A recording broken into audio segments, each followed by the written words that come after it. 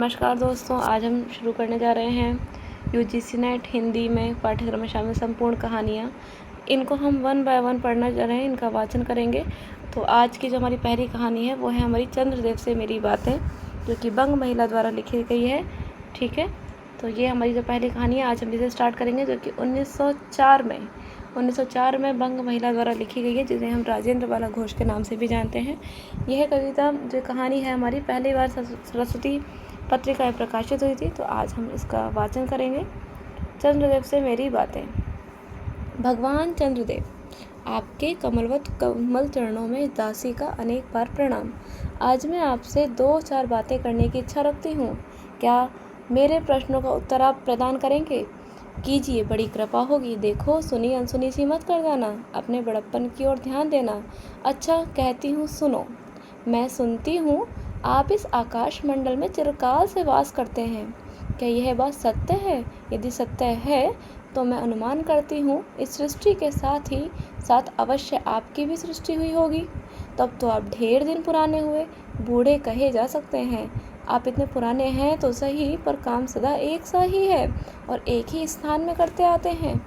यह क्यों? क्या आपके डिपार्टमेंट में ट्रांसफ़र होने का नियम नहीं है? क्या आपके डिपार्टमेंट में पेंशन भी नहीं देते? बड़े खेद की बात है। यदि आप हमारी न्यायशीला गवर्नमेंट के किसी भी विभाग में सर्विसिंग की नौकरी करते होते तो अब तक आपकी बहुत कुछ पदोन्नति हो गई होती और ऐसी पोस्ट पर रहकर भारत के कितने ही श्रममय नगर, पर्वत, जंगल और झाड़ियों में भ्रमण करते। अतः मैं इस वृद्ध अवस्था में पेंशन प्राप्त कर काशी ऐसे पुनित और शांति धाम में बैठकर हरि नाम स्मरण करके अपना परलोक बनाते। यह बड़ी भारी भूल हुई। भगवान चंद्रदेव, क्षमा कीजिए, क्षमा कीजिए। आप तो अमर हैं, आपको मृत्यु कहाँ, तब परलोक बनाना कैसा? ओहो, देवता भी अपनी जाति के कैसे पक्षपाती होते हैं। देखो न, चंद्रदेव को अमृत देकर उन्होंने अमर कर दिया।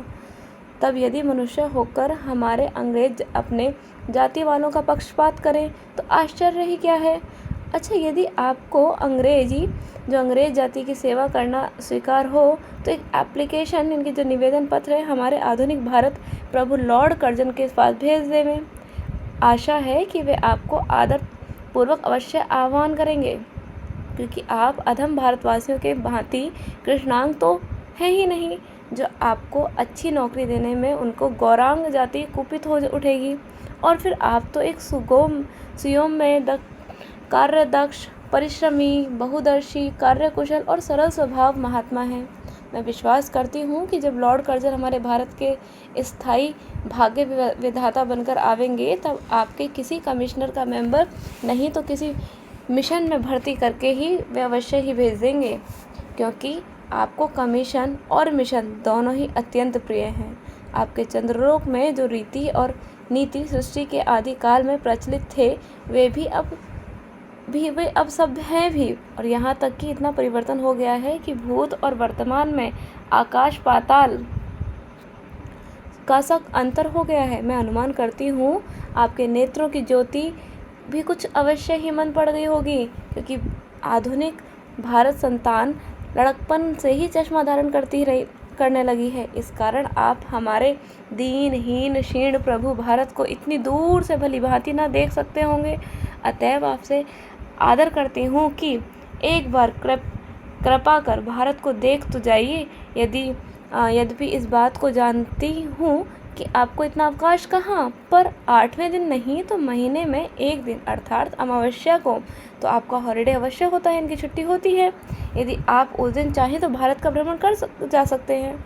इस भ्रमण में आपको कितने ही नूतन दृश्य देखने को मिलेंगे, जिसे सहसा देखकर आपकी बुद्धि जरूर चकरा जाएगी।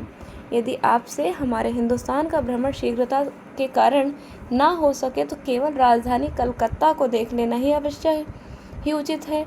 वहाँ के कल कारखानों को देखकर आपको यह अवश्य ही कहना पड़ेगा कि यहाँ के कारीगर तो विश्वकर्मा के भी लड़क दादा निकले। यही क्यों आप अपनी प्रिय सहयोगिनी दामिनो, जो मेघों पर आरोहण करके आनंद से अटखेलियाँ किया करती हैं, वह बेचारी भी यहाँ मनुष्य के हाथों का खिलौना हो रही हैं। भगवान निशानाथ जिस समय आप अपनी निर्मल चंद्रिका को बटोर मेघमाला अर्थात पर्वतों की ओट में सिंधु के गोद में जा सकते हैं, उस समय यही नीरद वासिनी विश्व मोहिनी सौदामिनी अपनी उज्ज्वल मूर्ति के आलोक प्रदान कर रात को दिन बना देती है। आपके देवलोक में जितने देवता हैं उनके वाहन भी उतने हैं, किसी का गज, किसी का हंस, किसी का बैल, किसी का चूहा इत्यादि। पर यहाँ तो सारा बोझ आपकी चपला अग्निदेव के माथे मढ़ा गया है। क्या ब्राह्मण, क्या क्षत्रिय, क्या वैश्य, क्या शूद्र, क्या चंडाल, सभी के रथों का वाहन वही हो रही है। हमारे श्वेतांग महाप्रभु गण को जहाँ तक कुछ कठिनाई का सामना आ पड़ा, झट उन्होंने इलेक्ट्रिसिटी, इनकी बिजली को लाभ पटका। बस कठिन से कठिन कार्य सहज में संपादन कर लेते और हमारे यहाँ के उच्च शिक्षा प्राप्त युवक काठ के पुतलों की भांति मुँह ताकते रह जाते हैं। जिस व्योमवासिनी विद्युत देवी को स्पर्श तक करने का किसी व्यक्ति का साहस नहीं हो सकता, वही आज पराये घर में आश्रिता नारियों की भांति ऐसे दबाव में पड़ी है कि वह चूं तक नहीं कर सकती। क्या करे? बेचारी के भाग्य में विधाता ने दासी वृत्ति ही लिखा था। हरि पदोभदा त्रिलोक पावनी सुरसरी के भी खोटे दिन आए हैं। अब भी वह स्थान स्थान में बंधग्रस्त हो रही है।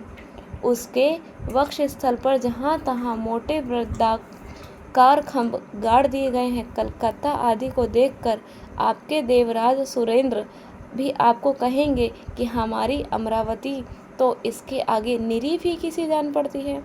वहाँ ईडन गार्डन जो परिजात परिशोभित नंदन कानन को भी मात दे रहा है, वहाँ के विश्वविद्यालय के विश्व श्रेष्ठ पंडितों की विश्वव्याधिनी विद्या को देखकर वीणा पाणी सरस्वती देवी भी कहने लग जाएगी कि निसंदेह इन विद्या दिग्गजों की विद्या चमत्कारिणी है। वहीं के फोर्ट विलियम के फौजी सामान को देखकर आपके देव सेनापति कार्तिकेय बाबू के भी छक्के छूट जाएंगे, क्योंकि देव सेनापति महाशय देखने में खास बंगाली बाबू से जांचते हैं और उनके वाहन भी एक सुंदर मयूर है। बस इससे उनकी वीरत्व का भी परिचय खूब मिलता है। वहाँ के मिंट इनकी टकसाल को देखकर सिंधु तनय अपनी प्रिय सहोदरा कमला देवी तथा कुबेर की अचका जाएंगी। भगवान चंद्रदेव इन्हें सब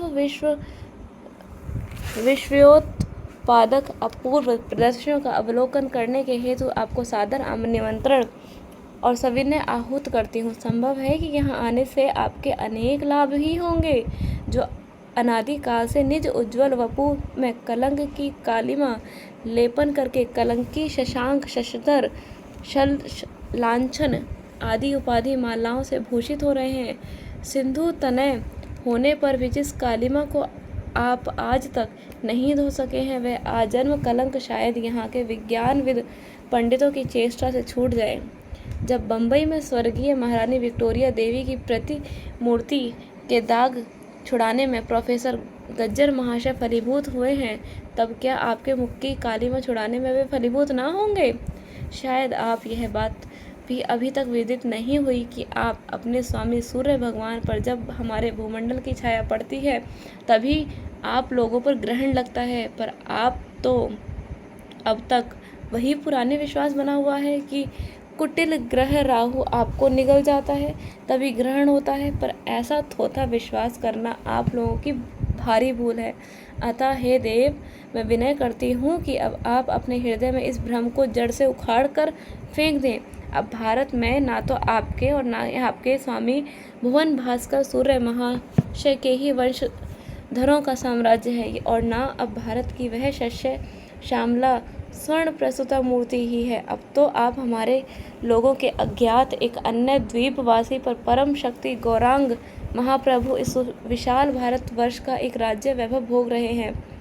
अब तक मैंने जिन बातों का वर्णन आपसे स्थूल रूप में किया, वह सब इन्हीं विद्या विषाद गौरांग प्रभुओं के कृपा कटाक्ष का परिणाम है। यों तो यहाँ प्रतिवर्ष पदविदान के समय कितने ही राज्य विहीन राज्यों की सृष्टि हुआ करती है, पर आपके वंशधरों में जो चार राजा महाराजा नाम मात्र के हैं, वे भी काठ के पुतलों की भांति हैं। जैसे उन्हें उनके रक्षक नचाते हैं, वैसे ही वे नाचते हैं। वे इतनी ही जानकारी रखते हैं कि उनके राज्य में क्या हो रहा है, उनकी प्रजा दुखी है या सुखी। यदि आप कभी भारत भ्रमण करने को आए तो अपने फैमिली डॉक्टर धन्वंतरी महाशय को, देवताओं के चीफ जस्टिस चित्रगुप्त जी को भी साथ लेकर आए। आशा है कि धन्वंतरी महाशय यहाँ के डॉक्टरों के सन्निकट चिकित्सा संबंधी बहुत कुछ शिक्षा लाभ कर सकेंगे। यदि प्लेग महाराज, ईश्वर ना करे, आपके चंद्रलोक या देवलोक में घुस पड़े, वहाँ से उनको निकलना कुछ सहज बात ना होगी।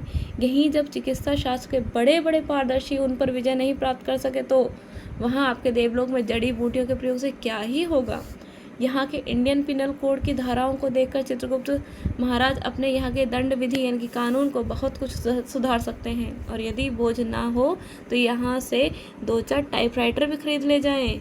जब प्लेग महाराज के अपार अनुग्रह से उनके ऑफिस में कार्य की अधिकता होवे तो उस समय राइटर्स बिल्डिंग के राइटर्स के नाम में बहुत ही सुविधा और सहायता पहुंचेगी। वे लोग 2 दिन का काम 2 घंटे में कर डालेंगे। अच्छा, अब मैं आपसे विदा लेती हूँ। मैंने तो आपसे इतनी बातें कहीं, पर खेद है आपने उनके अनुकूल या उनके प्रतिकूल एक बात का भी उत्तर न दिया। परंतु आपके इस मौनवालंब को मैं स्वीकार का सूचक समझती हूँ। अच्छा, तो मेरी प्रार्थना को कबूल करके एक दफ़ा यहाँ ज़रूर आइएगा। एक बंग महिला। तो दोस्तों, यहीं पर हमारी कहानी का अंत होता है। तो यहाँ पर अब मैं भी आपसे विदा लेती हूँ। बंग महिला अब दूसरी कहानी जो धुलाई वाली है, जो कि 1907 में लिखी गई थी, उस कहानी के साथ एक नई वीडियो में आपके मिलते हैं। धन्यवाद।